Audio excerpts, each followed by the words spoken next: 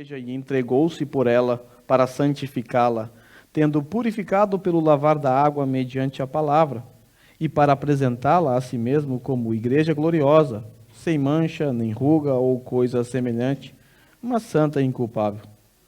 Da mesma forma, os maridos devem amar cada um a sua mulher como a seu próprio corpo. Quem ama a sua mulher, ama a si mesmo. Além do mais, ninguém jamais odiou o seu próprio corpo, antes o alimenta e dele cuida, como também Cristo faz com a igreja, pois somos membros do seu corpo. Por essa razão, o homem deixará o pai e mãe e se unirá à sua mulher, e os dois se tornarão uma só carne. Este é um mistério profundo. Refiro-me, porém, a Cristo e à igreja. Portanto, cada um de vocês também ame a sua mulher como a si mesmo. E a mulher trate o marido com todo o respeito. Deus, nós estamos mais uma vez diante da Tua palavra. Sabemos que ela é rica, que ela é penetrante. Sabemos que é ela que sustenta a nossa alma. E é através dela que nós nos achegamos ao Senhor. E é através dela que temos conhecimento acerca do Senhor. Ela é a Tua revelação especial para todos nós. Sendo assim, Santo Espírito, nos auxilie nesse momento. Abra a nossa mente, o nosso coração. Mexe no nosso intelecto nesse momento. Nos ajude a se concentrar na pregação da palavra. E que a palavra penetre os nossos corações e transforme as nossas vidas. Essa é a nossa esperança e confiança.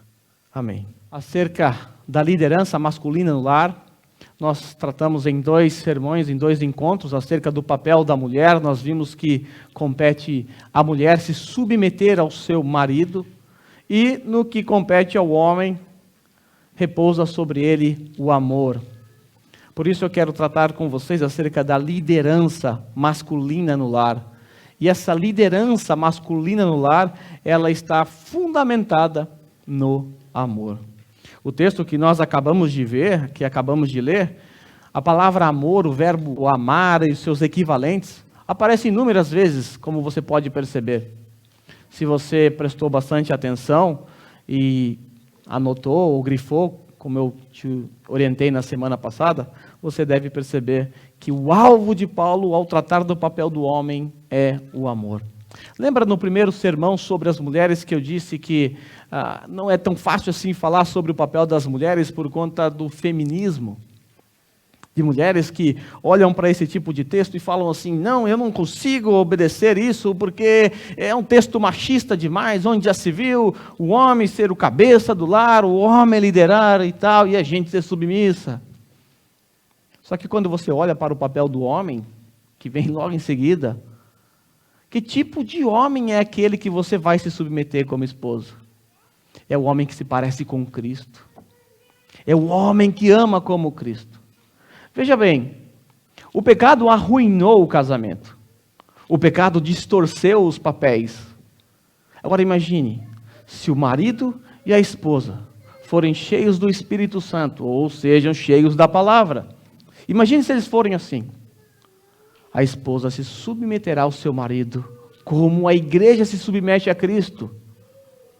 Quando nós, que somos a igreja, nos submetemos a Cristo, eu não sei vocês, mas eu faço isso com muito prazer. Eu imagino que o mesmo ocorra com vocês. Imagine você se submeter a um homem que se parece com Cristo, que te ama como Cristo amou a igreja. Seria fácil, não seria difícil. Os casamentos hoje se rompem simplesmente porque maridos e esposas não são cheios do Espírito Santo, não são habitados pela palavra de Deus. Por isso, nós passamos por um tempo muito delicado na sociedade, onde casamentos são desfeitos assim ao bel prazer de cada um. Cada um olha apenas para o seu próprio umbigo, para o seu próprio nariz, e qualquer coisa é motivo para se separar. Pecado.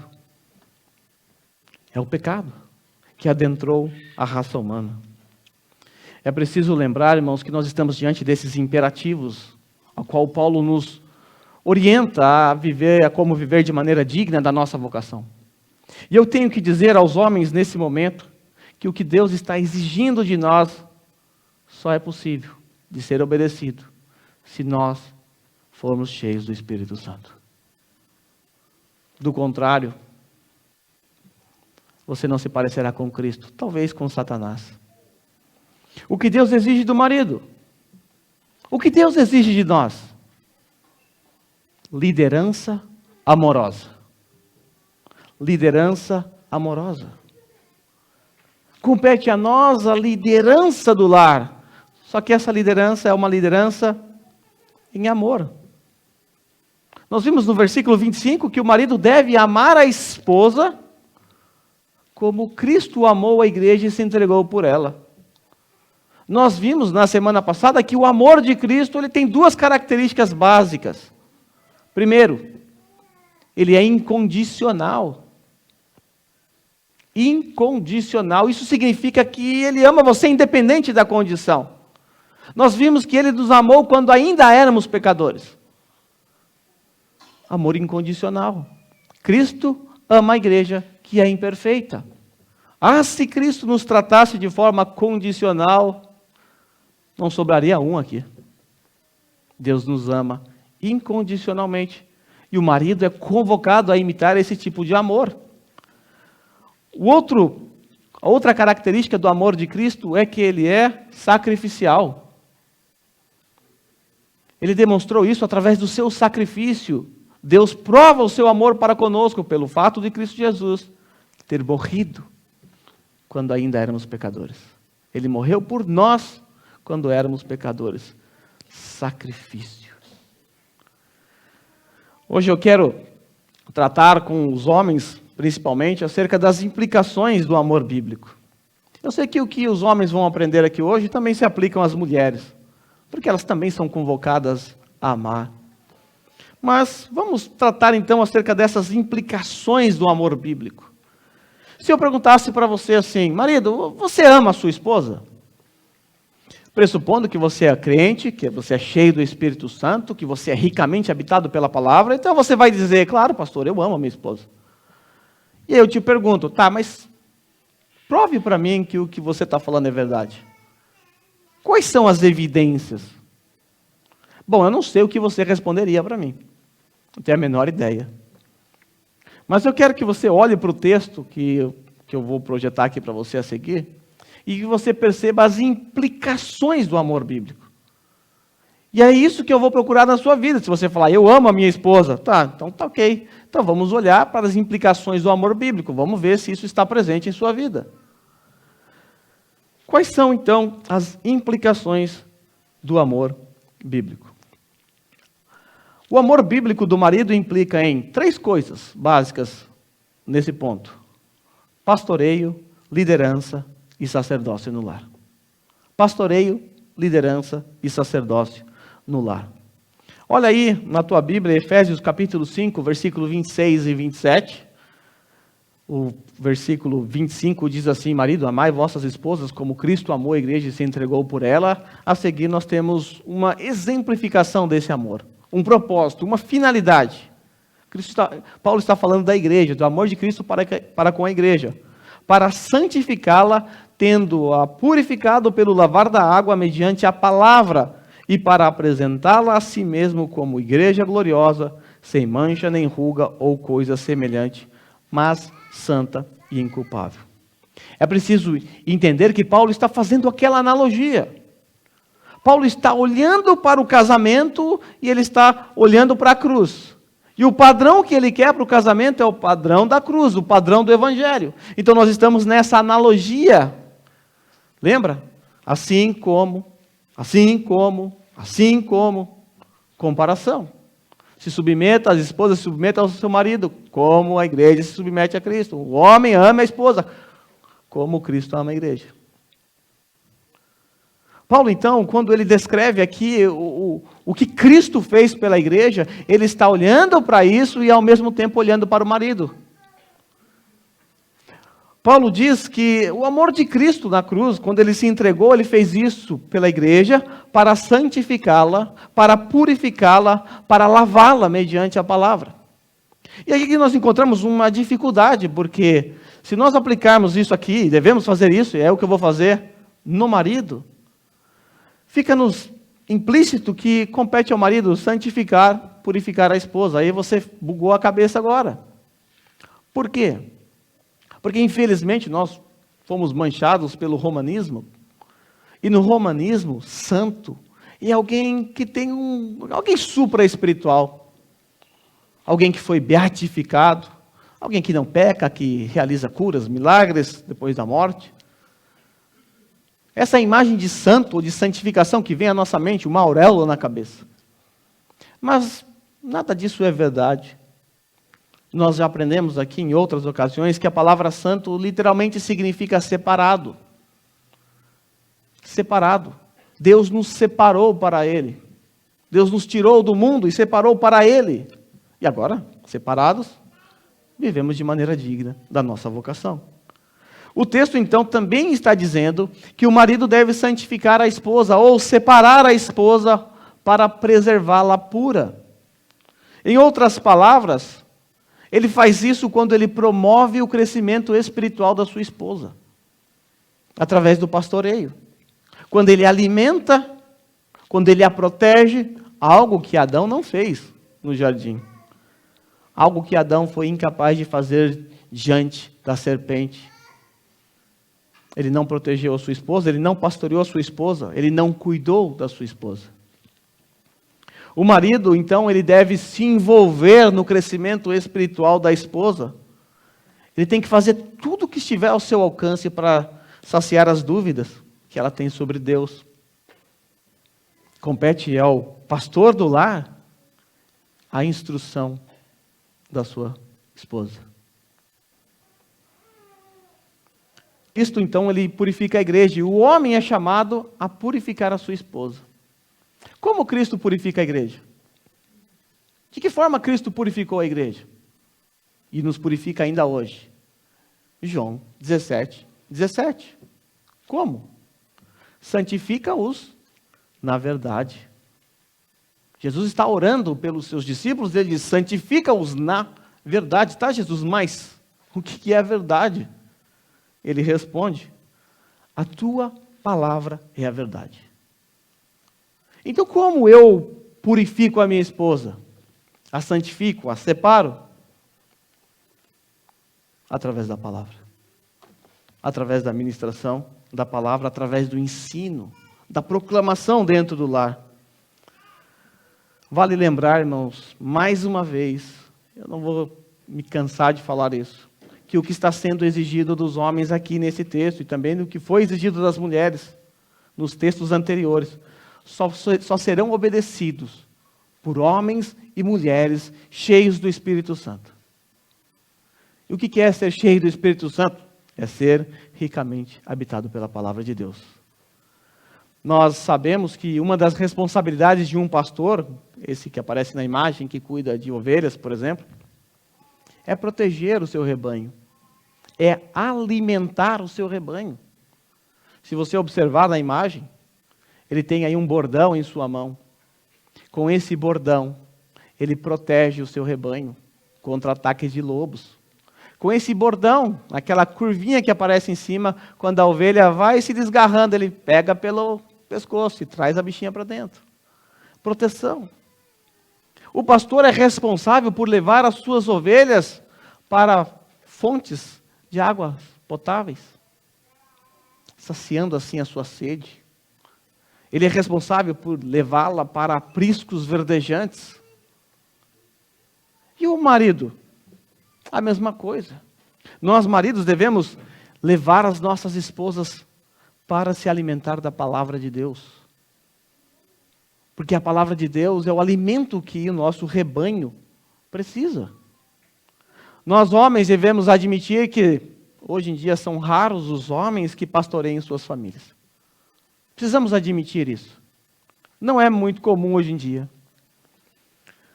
São raros homens que se preocupam com o desenvolvimento espiritual de sua esposa e de seus filhos. Mas precisamos entender que essa é nossa responsabilidade.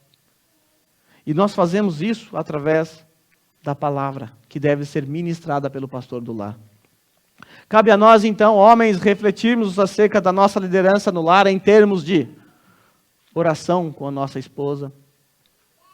Orar com ela. Faz parte da nossa responsabilidade como pastor. Quando ela está com problemas, com lutas, com dificuldades, chega na santa, abraça ela e ora com ela. Devemos refletir acerca da nossa liderança no lar em termos de culto doméstico e treinamento espiritual no lar. Devemos também refletir acerca da nossa liderança no lar em termos de ensino da esposa. Há 2 sermões atrás eu disse que se as mulheres querem ajudar os seus maridos a pastorear o lar, quando você tiver dúvidas, ao invés de ir para o Google, ao invés de ligar para alguém que sabe mais do que você, não que isso seja errado, mas em primeiro lugar, pergunte para o seu marido. Pode ser que ele não saiba, mas agora ele sabe que é a responsabilidade dele, ele vai pesquisar, ele vai procurar e ele vai responder. Assim você estará auxiliando o seu marido no cumprimento de suas responsabilidades. Devemos também refletir acerca de nossa liderança no lar em termos de pureza no lar. Pureza no lar. Que tipo de conversa você tem com o seu marido no lar? Que tipo de entretenimento? O que seus filhos veem quando observam você e seu marido conversando? O que eles veem? Brigas? O que eles ouvem? Será que na mesa, quando você está comendo com sua família e você está conversando ali com a sua esposa, ele escuta você falando mal da igreja, falando mal dos irmãos, falando mal do pastor? Quem nunca, né? Será que é isso que eles estão contemplando ali no seu momento de lar, de entretenimento? Aí depois você quer que ele venha para a igreja, lógico que ele não vai vir, né? Afinal, é tão ruim assim, você fala mal todo dia. O que você assiste, o que você vê. É responsabilidade do homem cuidar, zelar, para que coisas imundas e imorais não sejam assistidas por nossos filhos, por nossas esposas. É preciso pensar também acerca do nosso envolvimento com a obra de Cristo. O homem é o pastor do lar. E o homem que é um verdadeiro pastor do lar, ele se parece com Cristo. E por se parecer com Cristo, ele se envolve na obra de Cristo. Ele tem prazer nisso. Ele ama servir a obra de Cristo. Ele se envolve com todo o seu coração. Há maridos que se a esposa não puxar, não vem. Há maridos que vêm, porque senão a mulher vai ficar falando na orelha dele a semana inteira. É preciso, então, que o homem se envolva na obra de Cristo com todo o seu coração. Se você não ama a obra de Cristo, saiba, seu filho também não vai amar muito, não. Se você, para vir para a igreja, vem reclamando, vem murmurando, falta por qualquer razão, então seus filhos eles vão ver isso, e para eles, então, a igreja, Cristo, são coisas secundárias. Meu pai não dá importância. Meu pai não valoriza. Ele só vai para a igreja porque a mãe manda. É preciso pensar, então, em termos de liderança no lar.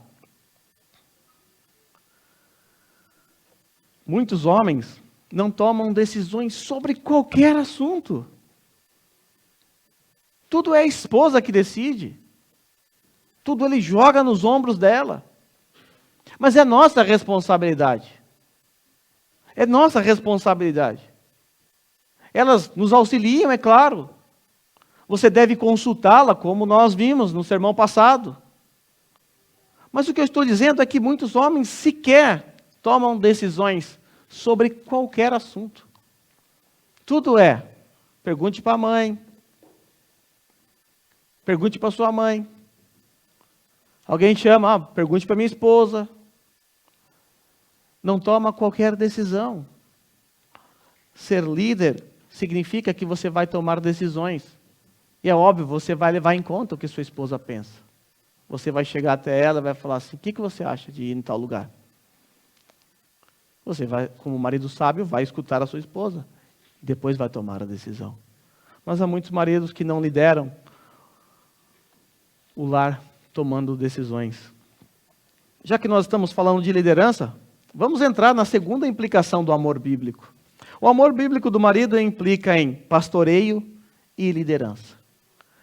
Nós podemos dizer que o marido ele deve buscar o padrão de liderança que foi exemplificado por nosso Senhor Jesus Cristo. Nós não podemos perder Jesus de vista. Temos que liderar, sim. Como é que nós lideramos? Como um autoritário mandão? Bom, Cristo não é assim. Nós temos que seguir o padrão de Cristo. Qual é o padrão de Cristo? João capítulo 13. É uma história que você conhece muito bem. O Senhor Jesus está num lugar, ele, diante dos seus discípulos, coloca uma toalha no seu pescoço, pega uma vasilha e começa a lavar os pés dos seus discípulos. Isso foi tão chocante que Pedro falou, mas de jeito nenhum o Senhor vai fazer isso comigo. Por que isso foi chocante para Pedro? Sabe por quê? Porque lavar os pés era a responsabilidade de um escravo, de um servo. Vale lembrar que naqueles dias não havia asfalto como você tem hoje. As pessoas caminhavam longas e longas distâncias naquele terreno árido. Com o suor, aquilo se forma um barro, uma camada grossa, trazendo desconforto, além de ser sujo, né? Quando alguém entrava numa casa, o escravo então chegava, colocava a toalha no pescoço, está aqui seu pé para eu lavar. Trazendo assim conforto e limpeza também dos pés. Jesus se colocou no papel de um escravo. Ele ensinou aos seus discípulos que ele mesmo não veio para ser servido, mas para servir e dar a vida por muitos. Foi ele que falou.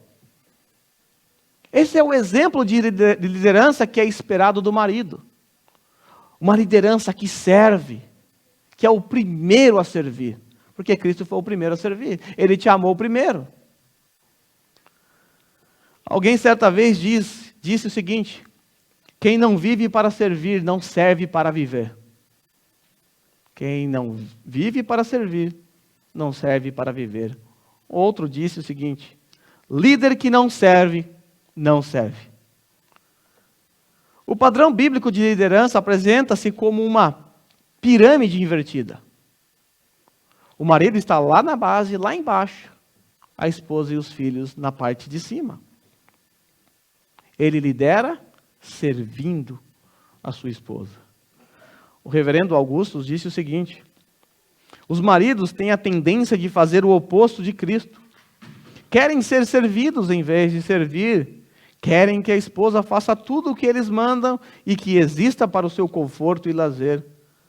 Colocamos sobre ela a responsabilidade de cuidar de nós, nos dar entretenimento, prazer e conforto. E o pior é que usamos a Bíblia para nos justificar. Ao fim, vemos a esposa mais como uma empregada do que a nossa companheira. Infelizmente, essa é a realidade de muitos homens. O Piper lança esse desafio. Maridos, vocês estão buscando a conformidade de sua esposa com Cristo, dominando-a ou morrendo por ela? Quando a lideramos, ou mesmo, se necessário, quando a confrontamos, agimos assim para nossa autoexaltação ou para a autonegação? Algo para a gente pensar. Ainda, uma terceira implicação. O amor bíblico do marido implica em pastoreio, liderança e sacerdócio no lar. O que isso significa? Bom, tenho que dizer a todos vocês que o homem, o marido, ele acumula os 3 ofícios de Cristo. Isso foi comunicado a nós.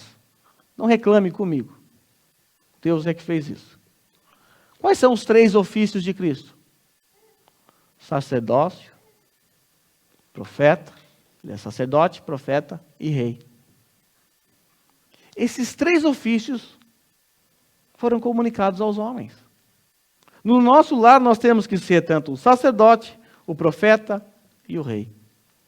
O sacerdote é aquele que leva o povo até Deus. Ele fazia isso na antiga aliança, através dos incensos que ele acendia, das suas orações, dos sacrifícios. Ele levava o povo até Deus. Essa é a nossa responsabilidade como maridos. Orar por nossas esposas. Orar por nossos filhos. Colocá-los diante de Deus.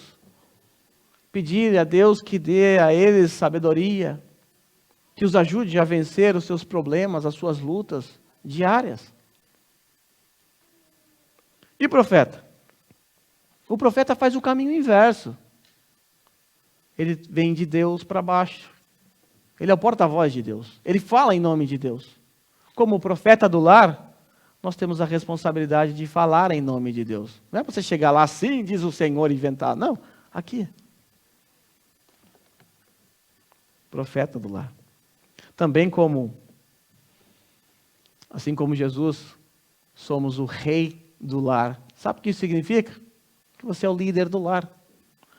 Não pense em esfregar as mãos agora e falar, eu sou o rei, então eu mando lá em tudo, deixa comigo.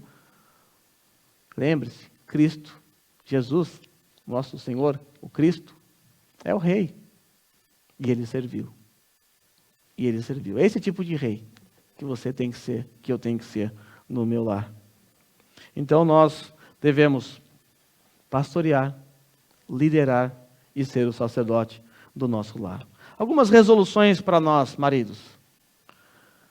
Primeira resolução: proporcionar momentos em que a esposa tenha um tempo a sós com Deus. Dá um tempo para ela. Ela é tão atarefada. Ela trabalha fora. Ela lava, passa, cozinha, cuida de você, cuida dos filhos. Ela precisa de um tempo também. Dá um descanso, leva as crianças para passear, deixa ela sós, para que ela tenha um tempo com Deus. Pare de sobrecarregá-la com coisas que competem a você realizar também. Próxima resolução: compartilhe com ela o que Deus está fazendo em sua vida. Fale para ela. Um livramento que você teve no emprego, você quase morreu, conte para ela o que Deus fez. Ou alguma graça que vocês receberam, algo que você não esperava e aconteceu e foi pura graça de Deus. Compartilhe isso com ela. Compartilhe com ela o que Deus está fazendo em sua vida. Próxima resolução: dirigir sempre que possível um tempo de devocional com a sua família. Faça isso. Não é difícil. Você só precisa ler e orar. Se você não tem ainda muita capacidade para expor alguma coisa ou ensinar, bom, existem muitas ferramentas para te ajudar. Mas faça. Outra resolução, eu já falei anteriormente, orar com a esposa. Próxima resolução: confrontar e disciplinar os pecados na vida dos filhos quando você vê. É sua responsabilidade. Tá? Não é responsabilidade dela só, não. É a sua responsabilidade primeira como homem. Na sua casa, quando o seu filho precisar ser disciplinado, não é ela que deve disciplinar, é você. Ela só deve fazê-lo na sua ausência, ou por algum motivo que não der para você fazer no momento. Por exemplo, você está numa ligação muito urgente e aquele momento seu filho tem que ser disciplinado na hora, porque tem hora que você dá para disciplinar depois. Mas tem hora que tem que ser na hora. E não dá. Ela faz como sua auxiliadora. Mas é sua responsabilidade. E a nossa responsabilidade como homem. Se você está em casa, é você que disciplina, não é a sua esposa. Você só deixa ela disciplinar quando você delegar a ela. Quando não der para você fazer. Quando você estiver trabalhando, ela tem que disciplinar, não vai esperar você chegar. Ela faz. Mas ela está te auxiliando. Tá? Outra implicação do amor bíblico. O amor bíblico implica em proteção. Efésios 5, 28 a 31, diz assim: da mesma forma, os maridos devem amar cada um a sua mulher como a seu próprio corpo. Quem ama a sua mulher, ama a si mesmo. Além do mais, ninguém jamais odiou o seu próprio corpo. Antes, o alimenta e dele cuida. Não é isso que você faz com o seu corpo? Quando você abre uma ferida aí, o que você faz? Você protege, você cuida, você passa remédio. Você se alimenta, porque você está protegendo o seu corpo. Você está cuidando de você mesmo. A não ser que você seja meio doido, né? Que se autoflagelando. Mas acho que ninguém aqui chega a esse nível.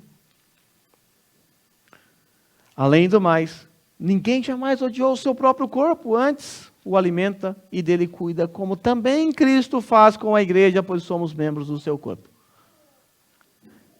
O amor bíblico implica em proteção. É preciso entender que a nossa esposa é o lado mais frágil do lar. É o lado que precisa de proteção. De acordo com pesquisas, os homens, quando andam nas ruas, tendem a colocar a esposa para o lado de dentro da calçada. Instinto de proteção. É o instinto natural que tem que estar presente nos homens. Eu sei que, infelizmente, isso está se perdendo hoje, porque a sociedade moderna tem produzido verdadeiros bananas e mulheres autoritárias. Talvez a mulher que está protegendo o marido, né? Parece uma barata. Antigamente a mulher gritava para o marido. Acho que hoje o marido sobe na cadeira. Ah, uma barata. Mas isso é porque esse povo não é cheio do Espírito Santo. Não é o caso de vocês. Em 1 Pedro 3,7 nós lemos assim: do mesmo modo, vocês, maridos, sejam sábios no convívio com suas mulheres. Como é que é ser sábio? O que eu tenho que fazer, já que eu sou sábio? Se eu sou sábio, eu vou tratar com honra minha esposa como parte mais frágil. Pedro diz que ela é coerdeira do dom da graça da vida, de forma que não sejam interrompidas as nossas orações. Pedro está nos dizendo que nós devemos ter sabedoria para conviver com nossas esposas, levando em conta que elas são o lado frágil. A parte mais frágil. Elas precisam de proteção. Ser homem de verdade significa atuar como os pneus dianteiros de um carro. Você vai passar pelos buracos da vida. Você vai receber as pancadas. Você está na frente direcionando. E você vai fazer isso para proteger aqueles que estão atrás de você. A sua esposa. Esses dias, coisa de 3 semanas ou pouco mais, no Brasil vocês viram, um rapaz estava com a sua namorada, um assaltante chegou e ele morreu, tentando proteger a sua namorada. Coisa rara de se ver, não? Eu já vi vídeos que o rapaz saiu correndo. Você deve ter visto. Nós temos que proteger as nossas esposas, nós somos a parte da frente do carro, o pneu. Temos que absorver as pancadas, as pedras que estão no meio do caminho. Temos que aliviar para eles. Deus criou o homem para ser o protetor da mulher. Isso está no nosso DNA. Deus deu essa inclinação para nós, de defender a nossa esposa. Somos nós que devemos lutar contra o inimigo, protegendo assim a nossa querida esposa. Deus exige de nós aquilo que Adão não foi capaz de fazer. Deus exige de nós que façamos o que Cristo fez, o segundo Adão. O que o primeiro Adão fez? Lembra que Deus havia dado uma ordem? Não coma desse fruto. No dia que vocês comerem, falou para Adão, né? No dia que você comer, certamente morrerá. Nós temos ali um pacto feito com uma sentença de morte para quem violasse esse pacto. Vai morrer. Adão sabia disso. Deus falou para ele. Aí a Eva dá o ouvido para a serpente e acaba comendo desse fruto proibido. Aí Deus aparece. Se Adão fosse um homem de verdade, não fosse um frouxo, um banana, sabe o que Adão faria? Quando Deus aparecesse no jardim, imediatamente entraria na frente de Eva. Porque Adão sabia que Deus havia dito que mataria aqueles que violassem, e os dois violaram. Mas Adão sabe também que era responsabilidade dele, porque Deus deu a ordem a ele de cuidar, de proteger a sua esposa. Ele não protegeu quando a esposa estava com Satanás.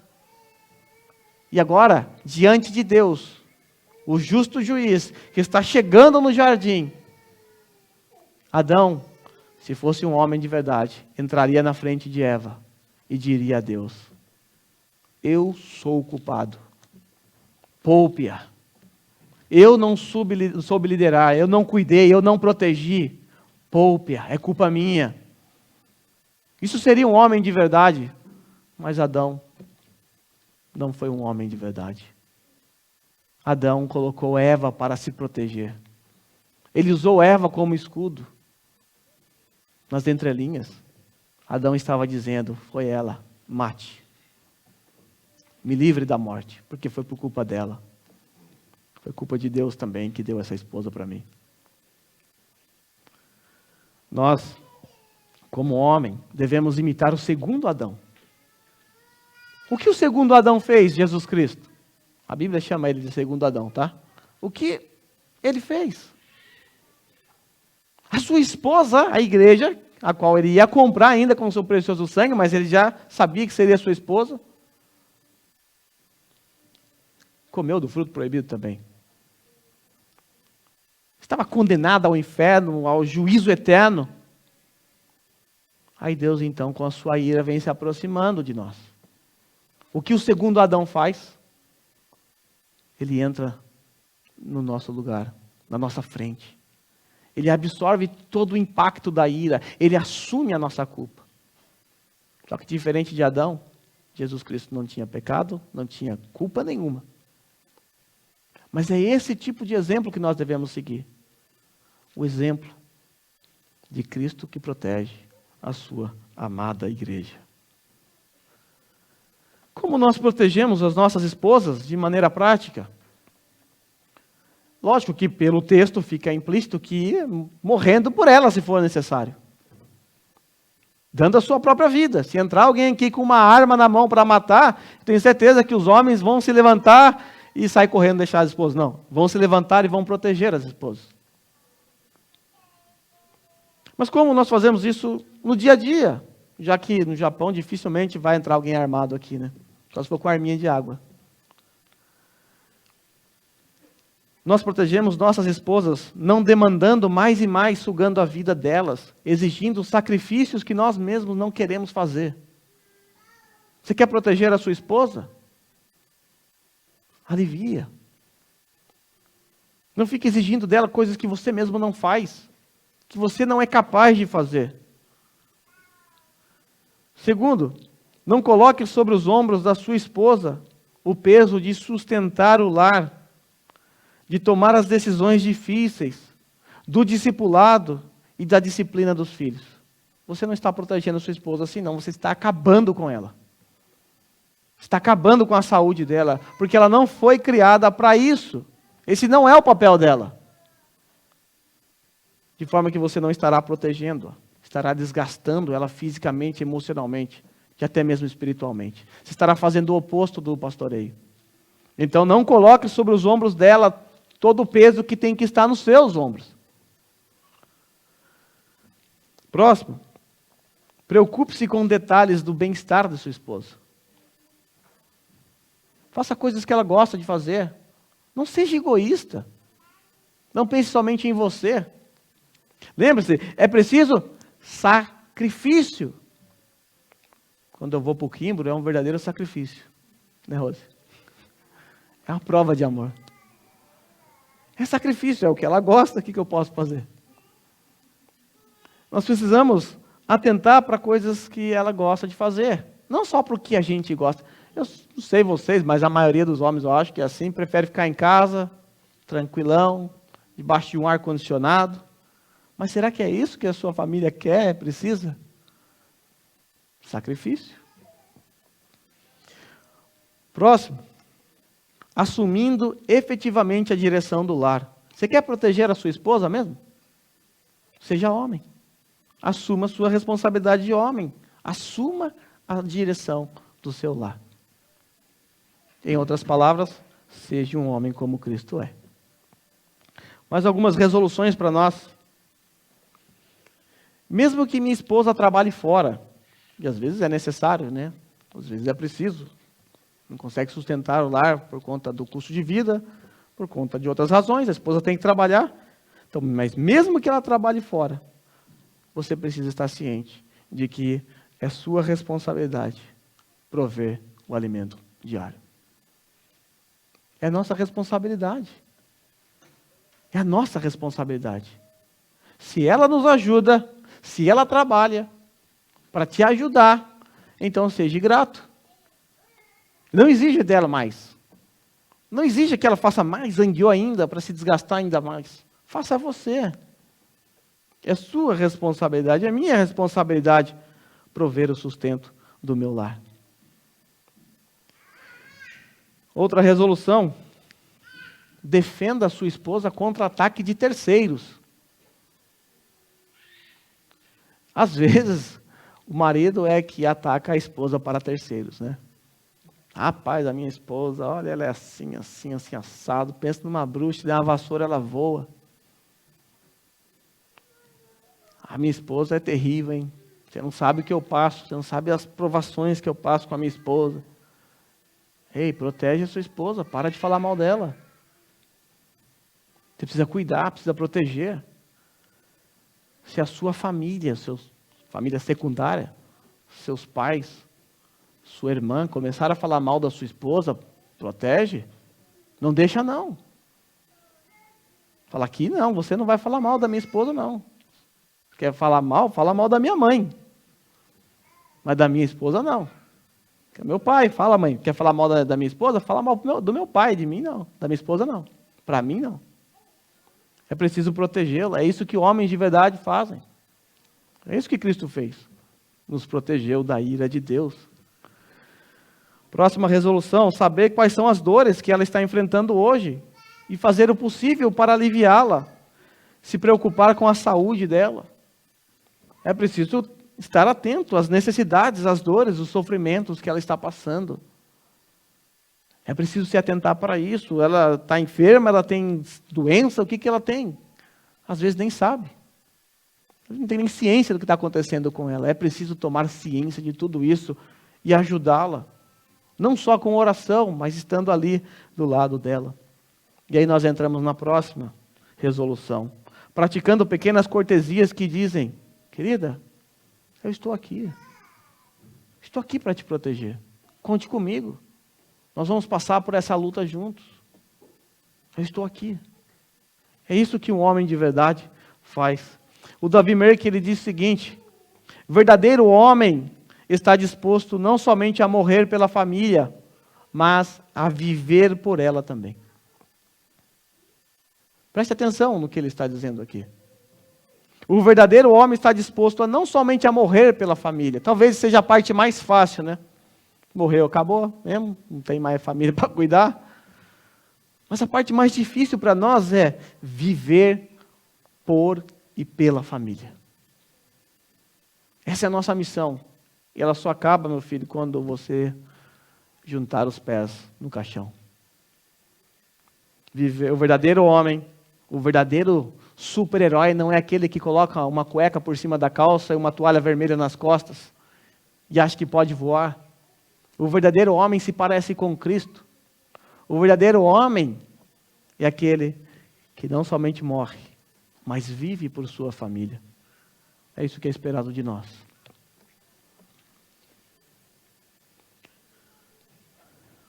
Para concluir, Cristo é exaltado no lar quando o marido lidera em amor de todo o seu coração. Eu vou repetir: Cristo é exaltado no lar quando o marido lidera em amor com todo o seu coração. Lembra que eu tratei há um tempo atrás acerca dos fariseus? Que eles adoravam a Deus com os seus lábios, mas não com o seu coração.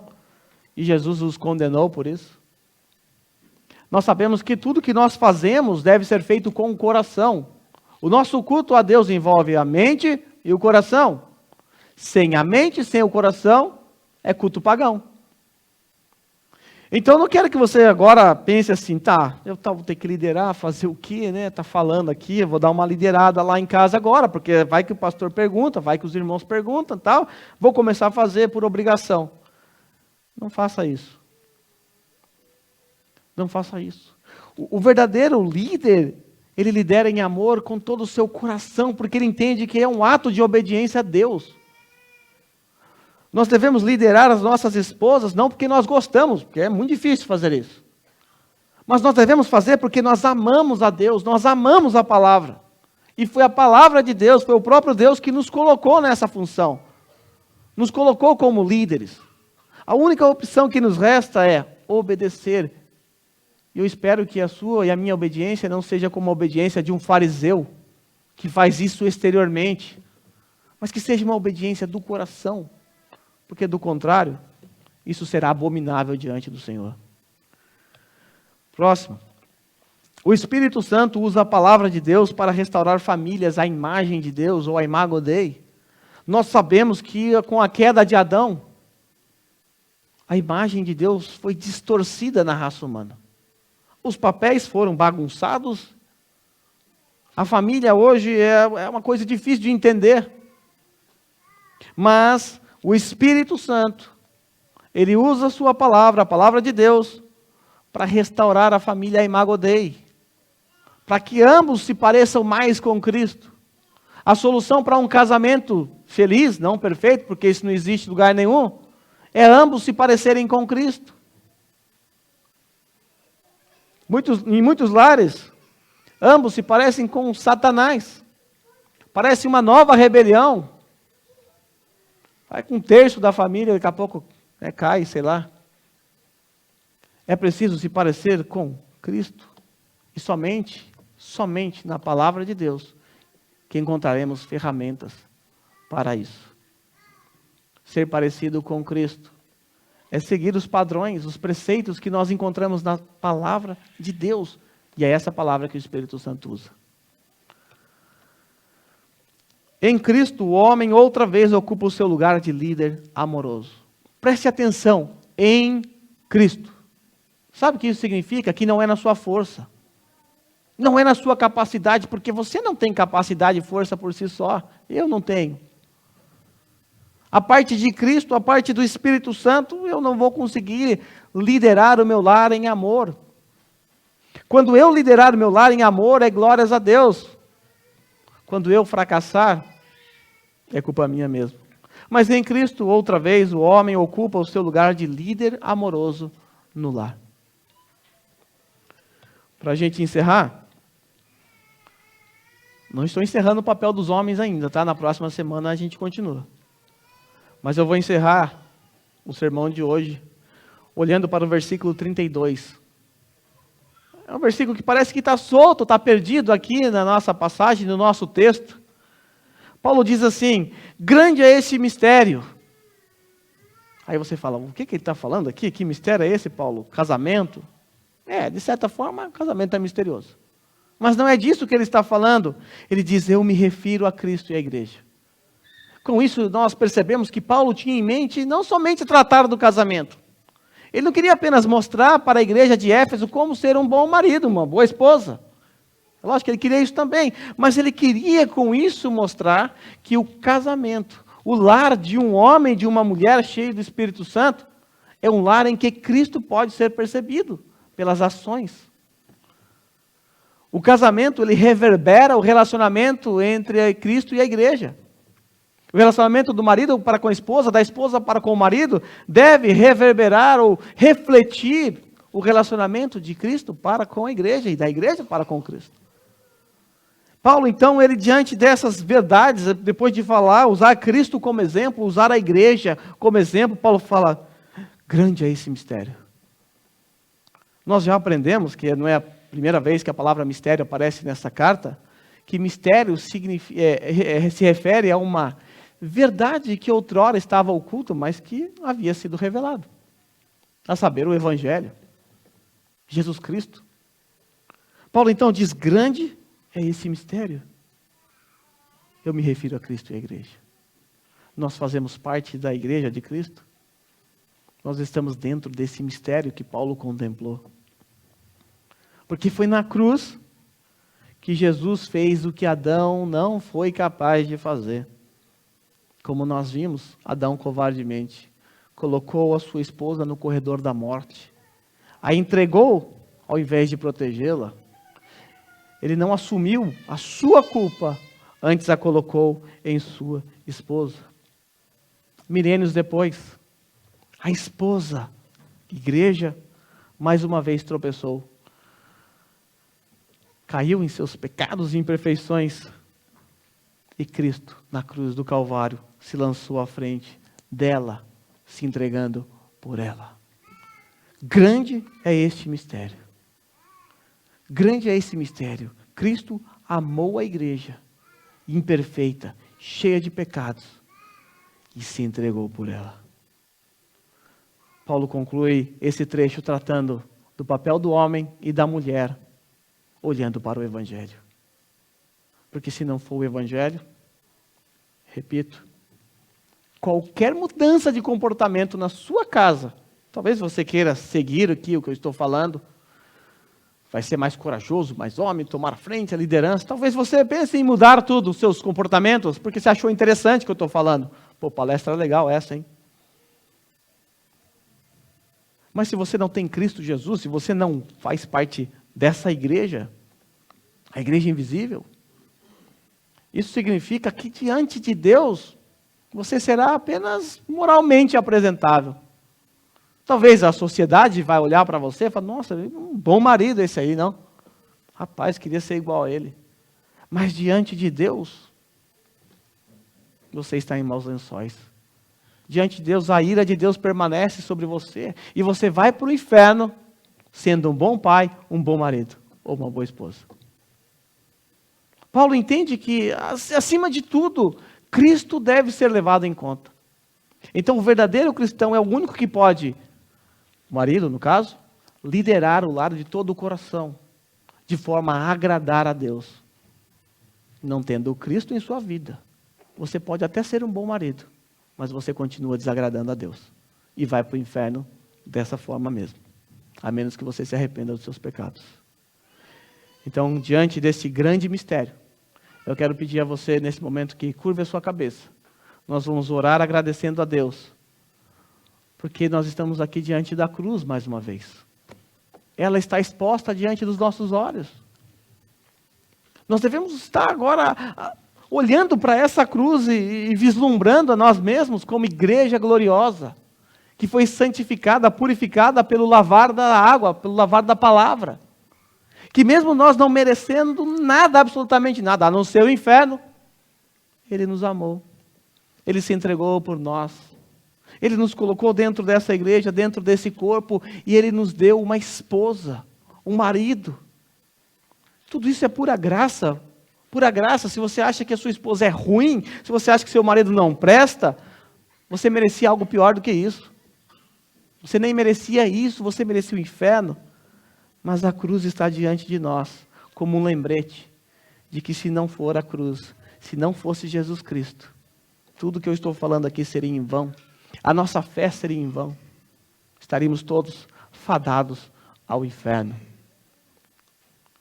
Diante desse grande mistério, eu quero apenas agradecer a Deus por tão grande amor e suplicar a Deus que dê força a nós homens para liderarmos os nossos lares como Cristo lidera a igreja.